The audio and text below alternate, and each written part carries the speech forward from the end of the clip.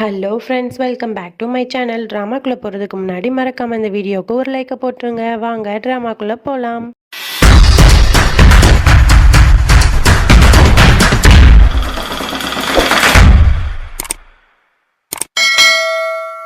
Starting சீனில் நம்ம தியாவை தான் காட்டுறாங்க.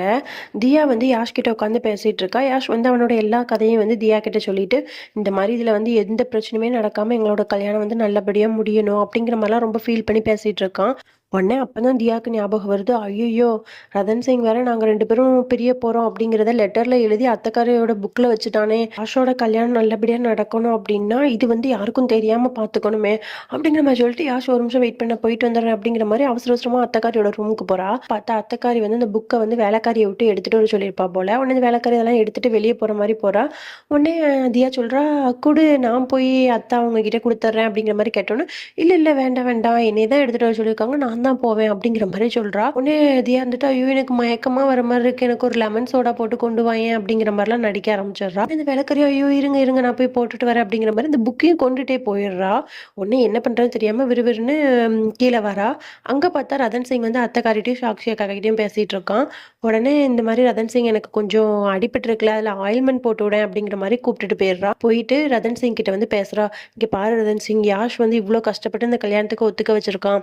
அதனால அவனோட கல்யாணத்தில் எந்த பிரச்சனையும் நடக்கக்கூடாது அப்படின்னா நம்ம 2 பேரும் இப்படி பிரிய போகிறோம் அப்படிங்கிறது வந்து யாருக்குமே தெரியாமல் பார்த்துக்கணும். அதுதான் இப்போ நமக்கு ரொம்ப முக்கியம். அதனால எப்படியாவது அத்தைக்காரி கண்ணில் வந்து அந்த லெட்டர் படாமல் நம்ம பார்த்துக்கணும் ரதன் சிங் அப்படிங்கிற மாதிரிலாம் ரதன் சிங்கை வந்து ஓரளவுக்கு கன்வின்ஸ் பண்ணிடுறான். ரதன் சிங்க்கும் தியாக்கும் யாஷ் வந்து ரொம்பவே பெஸ்ட் ஃப்ரெண்டு. அவனுக்கு நடக்க போகிற ஒரு நல்லதுக்கு வந்து நம்ம தடங்களாக இருக்கக்கூடாது அப்படின்னு சொல்லிட்டு ரதன் சிங்கும் ஓகே சொல்லிடுறான். இப்போ கரெக்டாக அந்த டைமில் அந்த வேலைக்காரி வந்து ஜூஸ் கொண்டு வந்து இந்தாங்க அப்படிங்கிற மாதிரி கொடுத்துட்டு கையில் அந்த புக்கோட கொண்டு போய் அத்தைக்காரிட்டையும் கொடுத்துட்றா. அத்தைக்காரி இந்த புக்கை பார்த்துட்டு என்ன புக்கில் ஒரு பேப்பர் இருக்குது அப்படிங்கிற மாதிரி ஓப்பன் பண்ணி பார்க்க போகிறா. உடனே தியா என்ன பண்ணுறான்னு தரதரன் ரதன் சிங்கை இழுத்துட்டு போய் ஒரு பக்கத்தில் வந்து ஒரு பக்கெட் ஃபுல்லாக கம் இருக்குது, அதுக்குள்ளே கையை முக்கி சவுத்தில் வந்து ஒட்டி விட்டுறா. உடனே ரதன் சிங் வந்து தியாட்ட கேட்குறான், நீ என்ன பண்ணுற தியா, எதுக்காக நீ இப்படி பண்ணுற அப்படிங்கிற மாதிரி கேட்டோன்னே, அந்த லெட்டர் எடுக்கணும் உனக்கு புரியுதா அப்படிங்கிற மாதிரி கண்ணை காட்டிடுறான். உடனே இவனை வந்து அந்த சவுத்துலேருந்து கையை எடுக்கவே முடியாத மாதிரி ஒரு ஆக்டிங்கை போட்டு ஐயோ தியா எதுக்காக நீ இப்படி பண்ணுற அப்படிங்கிற மாதிரிலாம் கத்திட்டு இருக்கான். உடனே அத்தைக்காரியும் அந்த சாக்ஷியக்காவும் பக்கத்தில் வந்துடுறாங்க. என்னாச்சு அப்படின்னு கேட்டால், இந்த மாதிரி விளையாட்டுக்கு வந்து இந்த க்ளூக்குள்ளே என்னோட கையை விட்டு இந்த சவுத்தில் வந்து ஒட்டி விட்டுட்டா, இப்போ என்னால் எடுக்க முடியல, எனக்கு வலிக்குது அப்படிங்கிற மாதிரி அவனும் ஆக்டிங் போட ஆரம்பிச்சிடுறான். உடனே அத்தைக்காரி வந்து தியாவை திட்டுறா, உனக்கு உன்னோட விளையாட்டுத்தனத்துக்கு கொஞ்சம் கூட அளவு இல்லையா அப்படிங்கிற மாதிரி திட்டிட்டு அத்தைக்காரியும் ரதன் சிங்கை போட்டு இழுன்னு இழுத்துட்டு இருக்கா. அந்த கேப்ல தியா என்ன பண்ணிடுறா அப்படின்னா, டக்குன்னு போய் அத்தைக்காரியோட புக்ல இருக்க அந்த லெட்டரை எடுத்துட்டு வேற ஒரு பேப்பரை கிழிச்சு அதில் அப்படியே மடிச்சு வச்சிடறா. அதுக்கப்புறம் ரதன் சிங்கும் தியாவும் ரூமுக்கு போயிடுறாங்க. உடனே ரதன் சிங் தியாவை போட்டு திட்டிட்டு இருக்கான், இங்கே பாரு என்னோட கை ஃபுல்லாக அந்த கம்மு ஒட்டிட்டு எப்படி எனக்கு இரிட்டேட் ஆகுது தெரியுமா அப்படிங்கிற மாதிரி கத்திட்டு இருக்கான்.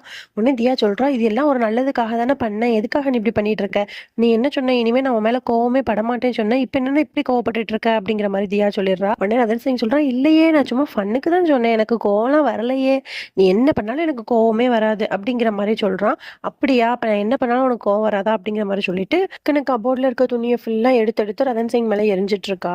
உடனே ரதன் சிங் சொல்றான், எனக்கு கோவமே வரலையே அப்படிங்கிற மாதிரி சொல்லிட்டு இருக்கான். உடனே தியாவும் நிறைய ஷாலு எல்லாத்தையுமே எடுத்து ரதன் சிங் மேல விளையாட்டுத்தனமா எரிஞ்சிட்டு இருக்கா.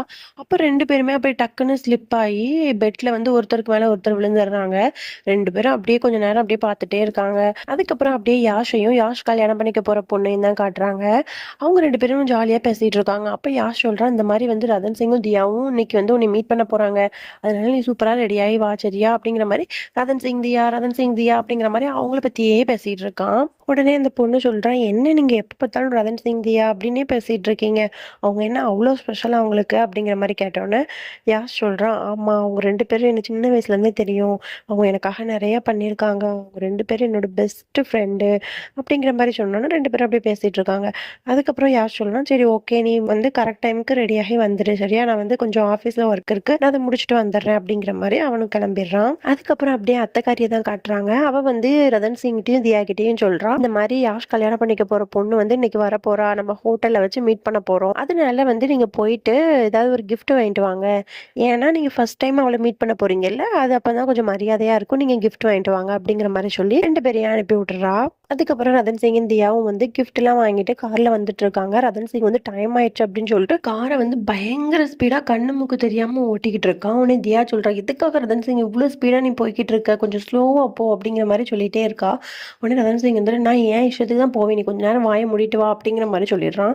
உடனே தியா வந்து கோவத்துல என்ன சொல்லிடுறா அப்படின்னா, நீ ஃபர்ஸ்ட் காரை நிப்பாட்டி நான் இறங்கிக்கிறேன் அப்படிங்கிற மாதிரி சொன்னோன்னே ரதன் சிங் டக்குன்னு காரை நிப்பாட்டி 2 பேருமே வந்து நடு ரோட்ல சண்டை போட்டுட்டு இருக்காங்க.